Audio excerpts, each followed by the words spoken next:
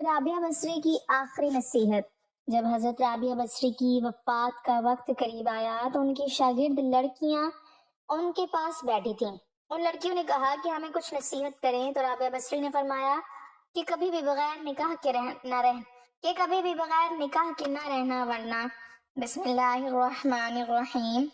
प्यारे नबी हजरत मोहम्मद सल्लल्लाहु अलैहि वसल्लम की शरीयत पर जिन मोहतरम लोगों ने एहसन तरीके से अमल किया और जिन्होंने अपनी जिंदगियां सुन्नत नबी में गुजार दी, उन्हें औलिया कराम कहा जाता है।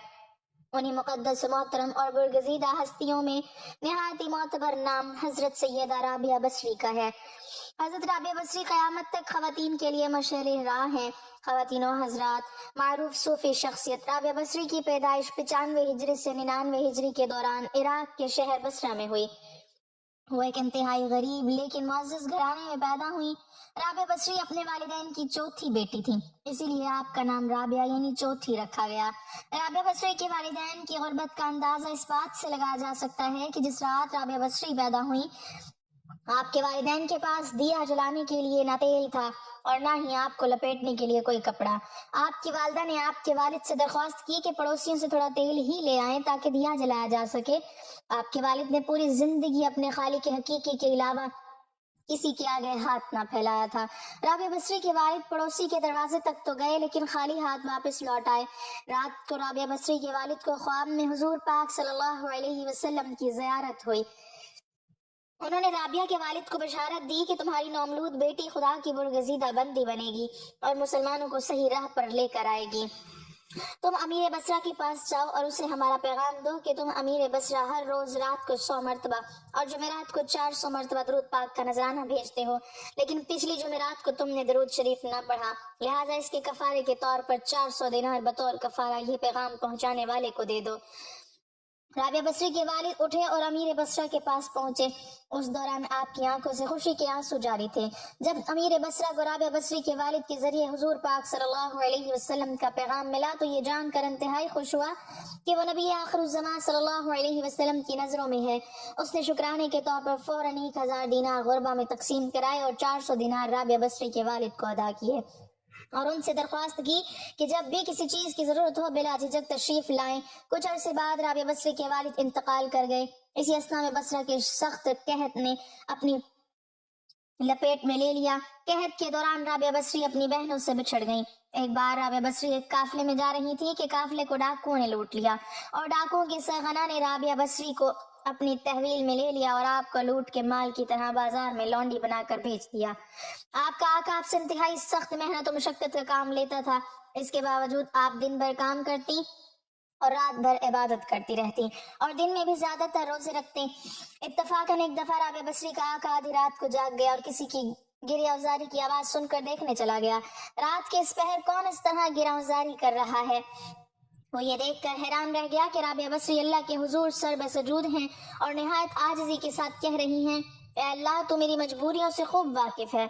घर का कामकाज मुझे तेरी तरफ आने से रोकता है, तो मुझे अपनी इबादत के लिए पुकारता है, मगर मैं जब तक तेरी बारगाह में हाजिर होती हूँ नमाजों का वक्त गुजर जाता है। इसलिए मेरी माज़रत कबूल फरमा ले और मेरे गुनाहों को माफ कर दे।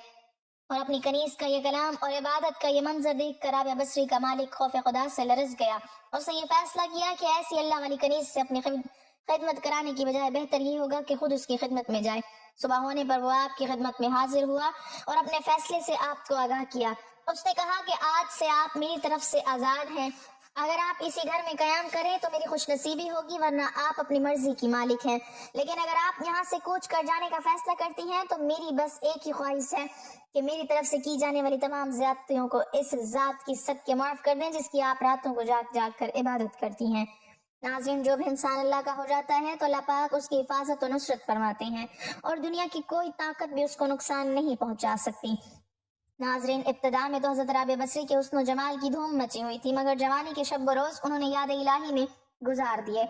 उनके चेहरे पर पाकीज़गी का एक ऐसा निकाब था कि देखने वालों की निगाहें खुद ब खुद झुक जाती थी। इसी जमाने में एक नौजवान ने उन्हें रात के वक्त चांद की तरह चमकते देखा।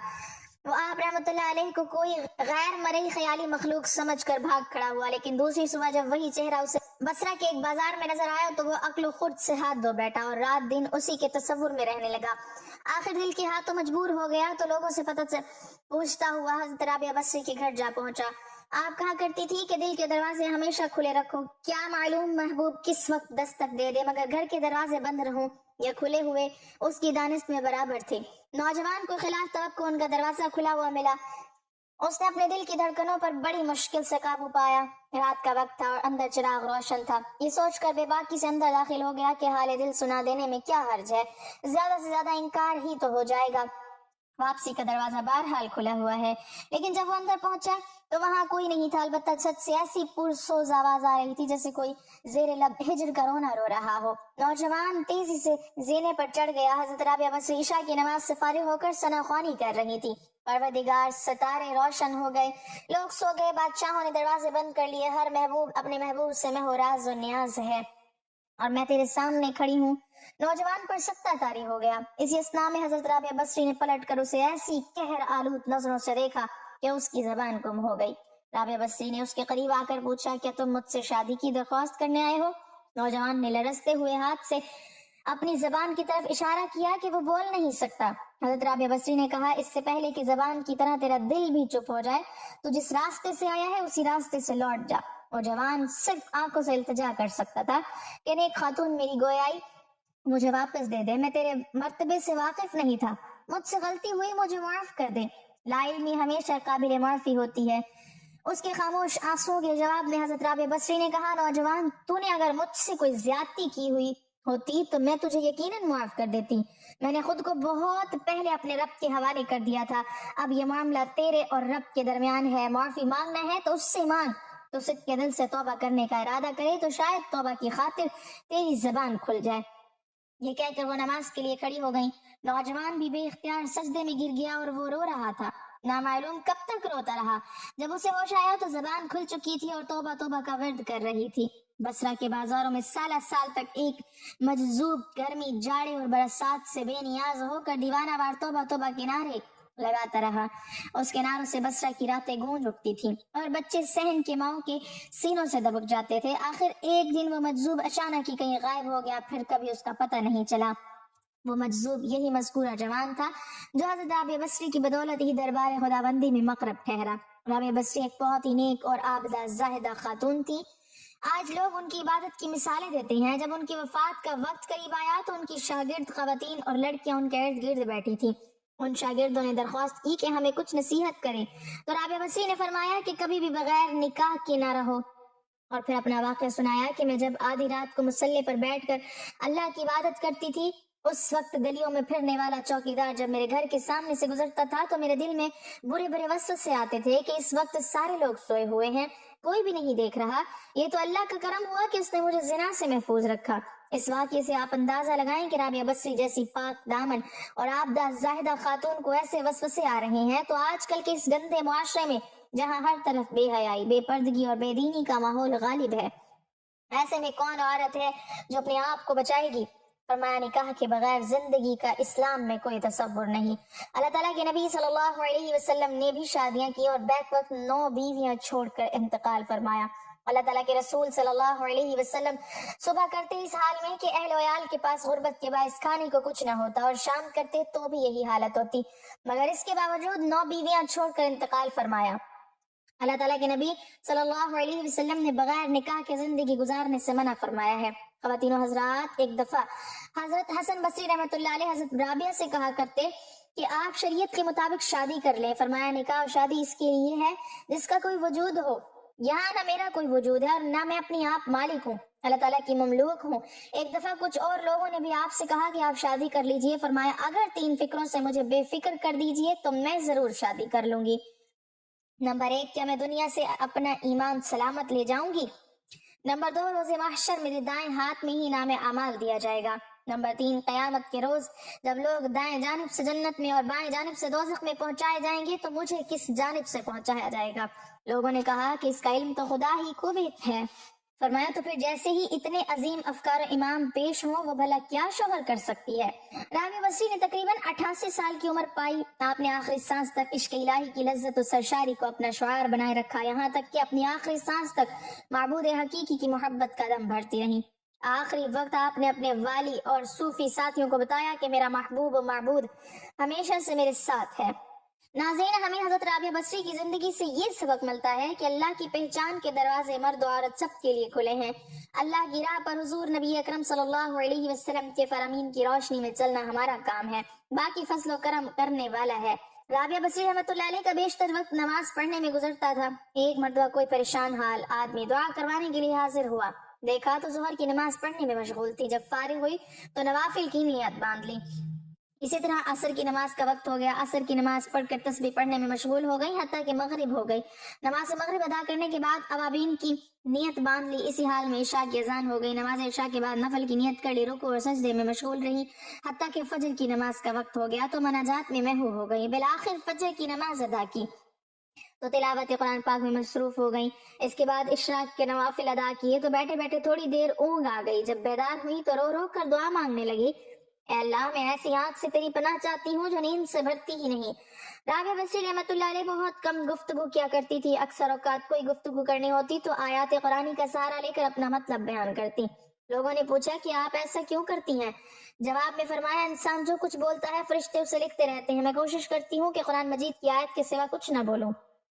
یہ احتیاط اس لیے ہے کہ کہیں میرے منہ سے غلط لفظ نہ نکل جائے اور فرشتے اسے لکھ لے، پھر مجھے محبوب حقیقی کے سامنے شرمندہ ہونا پڑے۔ ایک شخص نے رابعہ بصری رحمۃ اللہ علیہ کے سامنے دنیا کی بہت مذمت کی۔ آپ تھوڑی دیر سنتی رہی، پھر فرمایا، اٹھ چلا جا، تو نے اتنا وقت دنیا کی مذمت بیان کرنے میں لگا دیا، تجھے دنیا سے بہت محبت ہے، اگر کسی سے نفرت ہو تو اس کا تذکرہ بھی اچھا نہیں لگتا۔ ایک مرتبہ رابعہ بصری سے لوگوں نے پوچھا کہ ہم نے آپ کو کبھی ہنستے نہیں دیکھا، کیا وجہ ہے؟ آخر اللہ تعالیٰ نے انسان کو ہنسنے سے منع تو نہیں کیا۔ رابعہ بصری رحمۃ اللہ علیہ نے جواب دیا، بے شک اس نے منع تو نہیں فرمایا مگر مجھے اس کام کے لیے فرصت نہیں ہے۔ لوگوں نے حیرانی سے کہا کہ ہنسنے کے لیے بھی فرصت درکار ہوتی ہے؟ رابعہ بصری نے کہا، ہاں، دنیا میں وہی شخص ہنسا ہے جسے دل سے اطمینان حاصل ہو، اور میں ابھی اس نعمت سے محروم ہوں۔ حاضر مجلس نے درخواست کی کہ اپنی بات کی وضاحت فرما دیں۔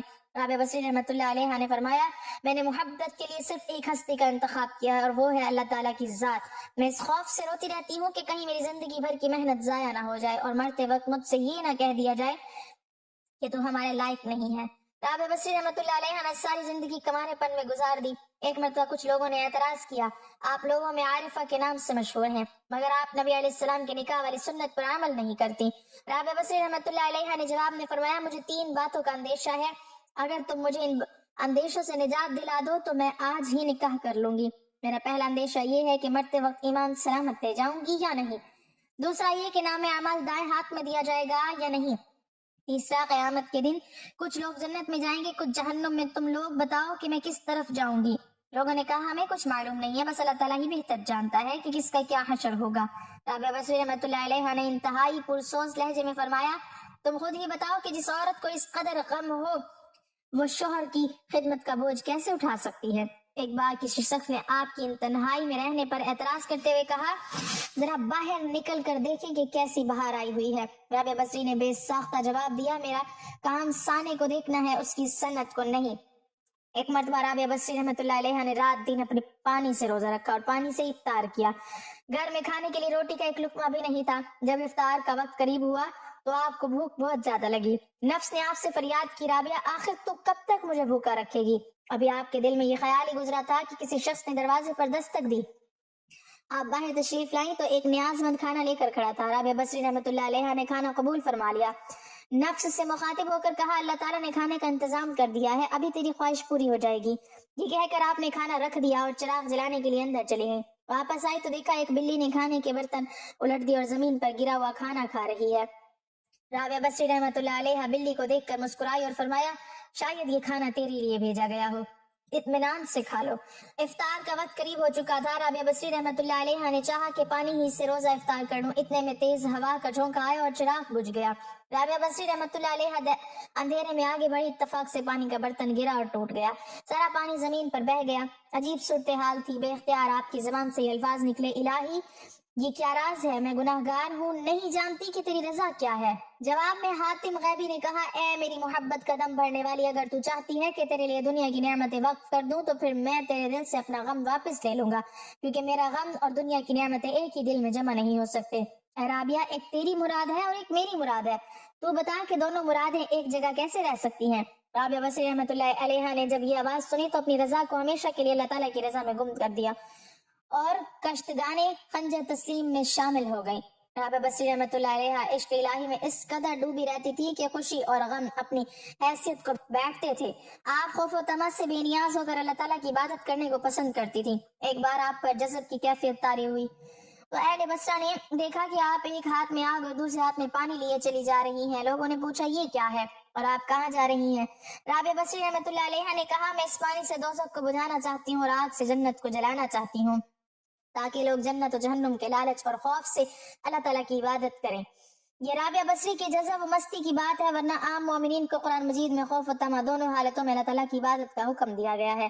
چنانچہ آپ نے ایک دفعہ مناجات میں کہا اے اللہ، اگر میں تیری عبادت دوزخ کے خوف سے کرتی ہوں تو مجھے دوزخ میں ہی ڈال دینا، اور اگر میں تیری عبادت جنت کے لیے کرتی ہوں تو مجھ پر جنت کو حرام کر دینا، اور اگر میری عبادت فقط تیری رضا کے لیے ہے تو مجھے اپنے دیدار سے ہرگز محروم نہ رکھنا۔ ایک مرتبہ آپ نے تہجد کے وقت مناجات کرتے ہوئے فریاد کی اے اللہ، رات آ گئی، دن چلا گیا، ستارے چمکنے لگے، دنیا کے بادشاہوں نے اپنے دروازے بند کر دیے، ایک دروازہ کھلا ہے، میں تجھ سے تجھی کو مانگتی ہوں۔ ایک مرتبہ آپ نے مناجات میں یہ دعا مانگی اے اللہ، جو آسمان کو زمین پر گرنے سے روکے ہوا ہے، شیطان کو مجھ پر مسلط ہونے سے روک دے۔ ایک مرتبہ ایک نوجوان آپ کی مجلس میں حاضر ہوا، اس نے سر پر پٹی باندھ رکھی تھی۔ آپ نے پوچھا تو اس نے بتایا کہ سر میں درد ہے اور پہلی مرتبہ ایسا ہوا ہے۔ آپ نے عمر پوچھی تو اس نے کہا 30 سال۔ آپ نے فرمایا کہ 30 سال تیرے سر میں درد نہ ہوا تو نے شکریہ کی پٹی تو کبھی نہ باندھی، پہلی مرتبہ درد ہوا، شکوے کی پٹی فوراً باندھ لی۔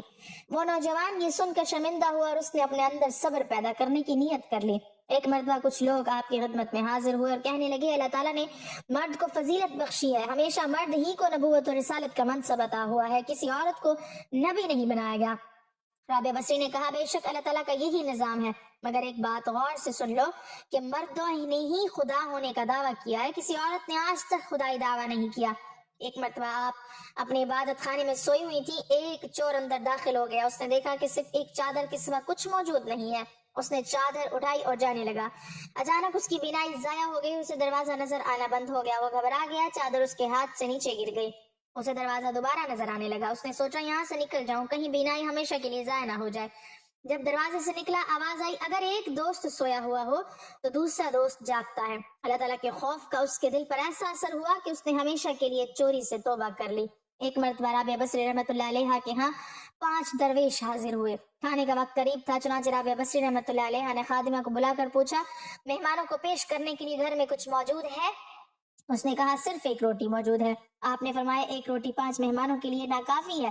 اتنے میں ایک سوالی نے دروازے پر صدا لگائی اور رابعہ بصری رحمۃ اللہ علیہ نے خادمہ سے کہا روٹی ضرورت مند کو دے دو۔ خادمہ نے حکم کی تعمیل کی، کچھ دیر بعد خادمہ نے بتایا کہ ایک شخص کھانا لے کر آیا ہے۔ رابعہ بصری رحمۃ اللہ علیہ نے پوچھا کتنی روٹیاں ہیں؟ اس نے کہا 2 روٹیاں ہیں۔ رابعہ بصری نے کہا واپس بھیج دو، وہ کھانا ہمارا نہیں ہے۔ خادمہ نے روٹیاں واپس کر دی۔ تھوڑی دیر بعد خادمہ نے اطلاع دی کہ ایک اور شخص کھانا لایا ہے۔ رابعہ بصری نے پوچھا کتنی روٹیاں ہیں؟ اس نے کہا 5۔ رابعہ بصری نے پھر وہی جواب دیا کہ کھانا لانے والے کو واپس بھیج دو، وہ کھانا ہمارا نہیں ہے۔ خادمہ نے اسے بھی بھیج دیا۔ تھوڑی دیر بعد خادمہ نے بتایا کہ ایک شخص کھانا لایا اور اس میں 11 روٹیاں ہیں۔ رابعہ بصری نے کہا کہ ہاں قبول کر لو، یہ ہمارا رزق ہے، اللہ تعالیٰ نے بھیجا ہے۔ مہمان حضرات یہ سب کچھ دیکھ کر حیران ہو گئے۔ اتنے میں خادمہ نے دسترخوان پر کھانا لگا دیا۔ جب سب لوگ کھانا کھا چکے تو مہمانوں نے سوال پوچھا کہ آپ نے 2 مرتبہ کھانا واپس بھیج دیا، تیسری مرتبہ قبول کیا، اس میں کیا راز ہے؟ رابعہ بصری نے فرمایا اللہ رب العزت کا وعدہ ہے کہ دنیا میں 1 کے بدلے 10 اور آخرت میں 70 دوں گا۔ میں نے 1 روٹی خلوص نیت کے ساتھ سائل کو دی، مجھے یقین پکا تھا 1 کے بدلے میں 10 ملیں گے۔ پہلا شخص 2 روٹیاں لایا، دوسرا 5 لایا، میں سمجھ گئی کہ یہ ہمارا رزق نہیں ہے۔ تیسرا 11 روٹیاں لایا، 1 کے بدلے 10 اور 11ویں روٹی جو سائل کو دی تھی اللہ تعالیٰ نے وہ بھی واپس کر دی۔ اللہ تعالیٰ کی شان دیکھیے کہ اپنے وعدے کو پورا کر دکھایا۔ رابعہ بصری کی شان توکل کو دیکھ کر تمام درویش حیران ہو گئے۔ رابعہ بصری کی موت کا واقعہ بھی بڑا عجیب ہے۔ وفات سے پہلے لوگ عیادت کے لیے حاضر خدمت ہوئے۔ رابعہ بصری نے کہا فرشتوں کے لیے راستہ چھوڑ دو۔ لوگ باہر چلے گئے، کچھ دیر اندر گفتگو کی آوازیں آتی رہیں۔ جب خاموشی چھا گئی لوگوں نے دروازہ کھول کر دیکھا کہ رابعہ بصری دنیا سے اس طرح رخصت ہو چکی ہیں کہ جیسے ہوا کا جھونکا تیزی سے گزر جاتا ہے۔ اللہ تعالیٰ ہمیں بھی نیک اعمال کرنے کی توفیق عطا فرمائے اور ہمیں نیکوکاروں میں شامل کرے، آمین۔ ناظرین کمنٹ باکس میں اللہ تعالیٰ کے 99 ناموں میں سے ایک نام ضرور ٹائپ کریں۔